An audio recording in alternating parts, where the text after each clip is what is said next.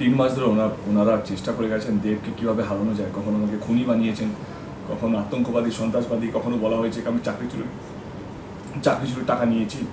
এবং কালকে যেভাবে গরু চুরি নিয়ে যেই তদন্ত, যেই হয় না সাপেক্ষ যেই ডকুমেন্টসগুলো যেটা ইডিসিবির কাছে থাকা উচিত, সেটা শুভেন্দু অধিকারী নিজে পোস্ট করছে। সেটাই আশ্চর্য, এটাই বোঝা যাচ্ছে কি ইডিসিবিআই সমস্ত ডকুমেন্ট, পুরো ফাইলটা আমার মনে হয় শুভেন্দু অধিকারীকে পাঠিয়েছে। কারণ ওর মধ্যে পেজ নাম্বার লেখা আছে, 31 নম্বর পেজ বা 12 নম্বর পেজ। এটা দুঃখজনক। ইডি ডকুমেন্ট তার কাছে কী করে এলো, এটাই তো সবচেয়ে বড় প্রশ্ন। এই প্রশ্নটা জবাব দিন, যে এই তথ্যগুলো আপনি কী করে পেলেন।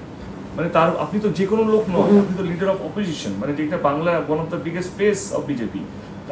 ইডি এবং সিবিআই এর ডাইরেক্ট লিঙ্ক আছে আপনার কাছে, পুরো ফাইলটা আপনাকে পাঠিয়ে দেওয়া হয়েছে যাতে দেবকে কীভাবে হারানো হয়, দেবকে কীভাবে ফাঁসানো হয়। সমস্ত অভিযোগ এতদিন ধরে শোনার পর অবশেষে কালকে তুমি মুখ খুলেছ, এবং তারপরেই আজকে দেখা গেল কিন্তু অন্য বিস্ফোরণ। 23 তারিখে শুভেন্দু অধিকারী বিস্ফোরণ ঘটাবে বলেছিলেন, কিন্তু 24 তারিখ সকালেই কিন্তু অন্য বিস্ফোরণ ঘটলো দাসপুরে। এতগুলো টাকা 7 সকালে উদ্ধার। এইটাই দুঃখজনক। কারণ 3 মাস ধরে ওনারা চেষ্টা করে গেছেন দেবকে কীভাবে হারানো যায়। কখনো আমাকে খুনি বানিয়েছেন, কখনো আতঙ্কবাদী, সন্ত্রাসবাদী, কখনো বলা হয়েছে আমি চাকরি চুরির টাকা নিয়েছি। এবং কালকে যেভাবে গরু চুরি নিয়ে যেই তদন্ত, যেই হয় না সাপেক্ষ যেই ডকুমেন্টসগুলো যেটা ইডিসিবির কাছে থাকা উচিত, সেটা শুভেন্দু অধিকারী নিজে পোস্ট করছে। সেটাই আশ্চর্য, এটাই বোঝা যাচ্ছে কি ইডিসিবিআই সমস্ত ডকুমেন্ট, পুরো ফাইলটা আমার মনে হয় শুভেন্দু অধিকারীকে পাঠিয়েছে। কারণ ওর মধ্যে পেজ নাম্বার লেখা আছে, 31 নম্বর পেজ বা 12 নম্বর পেজ। এটা দুঃখজনক। এবং যেভাবে হিরণকে জেতানোর জন্য শুভেন্দু অধিকারী, বিজেপি বলবো না, শুভেন্দু অধিকারী যেভাবে লেগেছে, আমার মনে হয় কালকে অবধি বুঝতে পেরেছি কি না, এইভাবে জেতা যাবে না। এবং আমাদের কাছে খবর ছিল কি ওনারা প্রচুর টাকা বিলি করবেন, এবং সেটাই আজকে প্রুভ হলো কি আজকে সকাল দাসপুর থেকে লক্ষ লক্ষ টাকা পাওয়া গেছে। এখনো অব্দি গুনতি চলছে, 30 লক্ষের কাছাকাছি, 30 লক্ষর কাছাকাছি টাকা পাওয়া গেছে।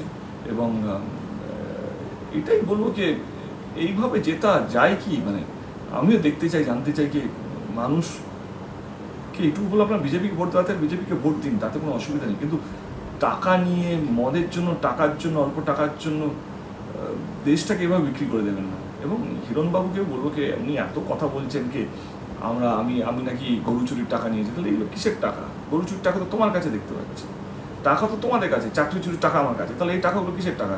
তো কোথা থেকে নিয়ে এসো? ভগবান দিয়ে গেছে, শ্রীরাম দিয়ে গেছে এতগুলো টাকা সকালবেলা আপনাদেরকে? তো চুরির টাকা তো আপনাদের কাছে আছে, চুরি টাকা বেরোচ্ছে সব জায়গা থেকে। তো আমার মনে হয় কি এই মিথ্যে প্রচার 3 মাস ধরে করে গেছেন, চাকরি চুরির টাকা, গরু চুরির টাকা, আমার হচ্ছে সমস্ত টাকা তো বিজেপির কাছে আছে, এবং সেটা প্রমাণ হচ্ছে। লক্ষ লক্ষ টাকা পাওয়া যাচ্ছে ভোটের একদিন আগে। কালকের এই টুইট কি অনেকটা সুবিধা করে দিল তোমাকে বলতে? একদম। আমার মনে হয় কি 3 বছর ধরে আমি আগলে রেখেছিলাম এই যন্ত্রণা, এই কষ্টটা, কে আমাকে কেন ডাকা হলো, কিসের জন্য আমাকে 3বার ডাকা হয়েছে, 3বার ডাকা হয়েছে। এবং আমি যতটুকু বুঝতাম কি একটা কেসে যদি তদন্ত হয়, ইনকোয়ারি হয়, সেই কেসটা নিয়ে বেশি কথা বলা যাবে না মিডিয়াতে বা কোথাও, যেটা কেসের জন্য তদন্ত করতে কোনো অসুবিধা হবে। কিন্তু কালকে যেইভাবে, কালকে না আগের দিনও দেখলাম যে একটা মঞ্চ থেকে শুভেন্দু অধিকারী বলছে পিন্টু মণ্ডলের কাছে 5 কোটি টাকা নিয়েছে। এবং কালকে তো তিনি ইডি ডকুমেন্ট ফাঁস করলেন। ইডি ডকুমেন্ট তার কাছে কী করে এলো, এটাই তো সবচেয়ে বড় প্রশ্ন। এই প্রশ্নটা জবাব দিন, যে এই তথ্যগুলো আপনি কী করে পেলেন। আপনি তো যে কোনো লোক নয়, আপনি তো লিডার অফ অপোজিশন, যেটা Bangla one of the biggest face of BJP. ED এবং সিবিআই এর ডাইরেক্ট লিঙ্ক আছে আপনার কাছে, পুরো ফাইলটা আপনাকে পাঠিয়ে দেওয়া হয়েছে যাতে দেবকে কীভাবে হারানো হয়, দেবকে কীভাবে ফাঁসানো হয়, দেবকে কীভাবে ভয় পাওয়ানো হয়। এটা আমার পক্ষে সুবিধাই হলো। একটা ডায়েরি থেকে তদন্ত শুরু হয়েছিল আমার, একটা ডায়েরিতে দেব নামটা লেখা ছিল, এবং একটা ডায়েরিতে যে কোনো লোক আমার নাম লিখে দিতে পারে তদন্তের জন্য। আমি তোমার নাম, যারা দেখছেন তাদের নামও আমি লিখে দিতে পারি, যে এসো এই নামটা তোমার লিখেছি, তুমি তদন্তের জন্য এসো। তা না আমার কোনো রিসিভ কপি আছে, না আমার কোনো সিগনেচার আছে কি আমি এটা রিসিভ করেছি, না আমার কোনো ছবি আছে আমি এটা রিসিভ করেছি। তাহলে আমাকে এবারে পরিষ্কার হয়ে গেল। আমি ধন্যবাদ জানাবো শুভেন্দুদাকে, এই জন্য শুভেন্দুদাকে আমার অনেকটা সুবিধা করে দিল কি আজকে আমি কেসটা নিয়ে বলতে পারি কি কেন আমাকে ডাকা হলো। এই একটা ডায়েরির জন্য আমাকে ডাকা হয়েছিল, যেখানে আমার নাম, যে নামটাও ভুল, কে আমি DB করেছি, যেখানে আমার নাম DV হয়, বাট ঠিক আছে, যে লোকটা লিখেছে DB লিখেছে। এবং সেই যে ঘড়িটা, যে দামটা লেখা আছে বা একটা ফোনে লেখা আছে, আমি তাদেরকেও বলেছিলাম, ইডি এবং সিবিআই দুজনকেও বলেছিলাম এই লোকটাকেই আমি চিনি না, তার সঙ্গে কোনো যোগাযোগই নেই আমার। এমন তারা এত বড় এজেন্সি, তাদের কাছে তো একটা ছবি হবে আমার, আমি তাদের সঙ্গে কাজ করেছি বা কথা বলেছি বা কোথাও না কোথাও কোনো তো ছবি পাবে। এবং এই যে ঘড়ি পেয়েছি তার কোনো ছবি হবে বা একটা রিসিপ্ট হবে কি আমি আমার সাইন করা আছে কি আমি এটা রিসিভ করেছি সেটা দেখা যায় তো তুমি রিসিভ করেছো, কোথাও কিছু নেই। কিন্তু তিন বছর ধরে আমাকে প্রত্যেক কিছু আমি দলের হয়ে কিছু কাজ করতে গেলেই আমাকে ডাকা হয়। এবং এবারও যখন দিদি আমার নামটা অ্যানাউন্স করলো, আমি দাঁড়ানো বলেছিলাম, এবং যখন দিদি আরামবাগ থেকে আমাকে নামটা অ্যানাউন্স করে দেব দাঁড়াচ্ছে, ঘাটাল থেকেই দাঁড়াচ্ছে, তার 3 দিনের মধ্যে এটি নোটিশ পাঠালো আমাকে। তো আমার মনে হয় এটা তো বোঝাই যাচ্ছে যে যেভাবে করা হচ্ছে, কনস্পিরেসি করা হচ্ছে, এবং কিসের জন্য? হিরণকে জেতানোর জন্য। সময় বলবে, ঘাটাল লোকসভা কেন্দ্রের মানুষ বলবে, বাংলার মানুষ বলবে। রাত পোহালেই ভোট, এবং ভোট কি শান্তিপূর্ণ হবে? ঘাটালবাসী সকলের কাছে তোমার কি আবেদন? দেখো, আমি 3 মাস ধরে হিরণ যেভাবে আচার করছে, যেভাবে কি বলবো ব্যবহার করছে, আচরণ করছে, যেভাবে কথা বলছে, বটি নিয়ে বেরো, লাঠি নিয়ে বেরো, 3 মাস ধরে একটা কোনো ইনসিডেন্ট হয়নি যেটা নিয়ে ঘাটাল বদনাম হয়। ঘাটালের লোকসভা কেন্দ্রের এরিয়া বা টিএমসি বা যে কোনো লোকের জন্য বদনাম হয়েছে। 3 মাস ধরে নয়, 10 বছর ধরে আমি আঁকড়ে রেখেছি।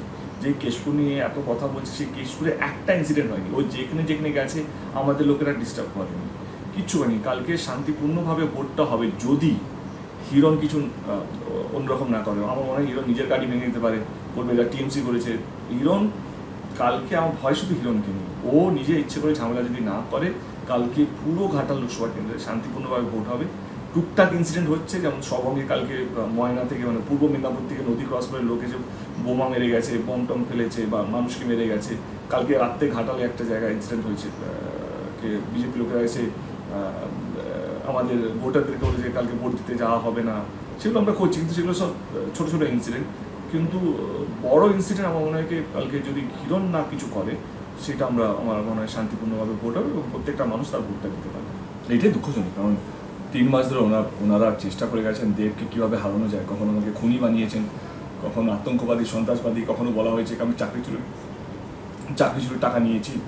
এবং কালকে যেভাবে গরু চুরি নিয়ে যেই তদন্ত, যেই হয় না সাপেক্ষ যেই ডকুমেন্টসগুলো যেটা ইডিসিবিআইয়ের কাছে থাকা উচিত, সেটা শুভেন্দু অধিকারী নিজে পোস্ট করছে, সেটাই আশ্চর্যকে এটাই বোঝা যাচ্ছে কি ইডিসিবিআই সমস্ত ডকুমেন্ট, পুরো ফাইলটা আমার মনে হয় শুভেন্দু অধিকারীকে পাঠিয়েছে। কারণ ওর মধ্যে পেজ নাম্বার লেখা আছে, 31 নম্বর পেজ বা 12 নম্বর পেজ।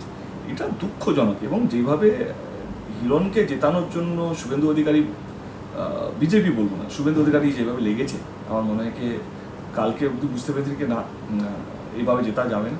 এবং আমাদের কাছে খবর ছিল কি ওনারা প্রচুর টাকা বিলি করবেন, এবং সেটাই আজকে প্রুভ হলো কি আজকে সকাল দাসপুর থেকে লক্ষ টাকা পাওয়া গেছে। এখনো অব্দি গুনতি চলছে, 30 লক্ষের কাছাকাছি, 30 লক্ষর কাছাকাছি টাকা পাওয়া গেছে।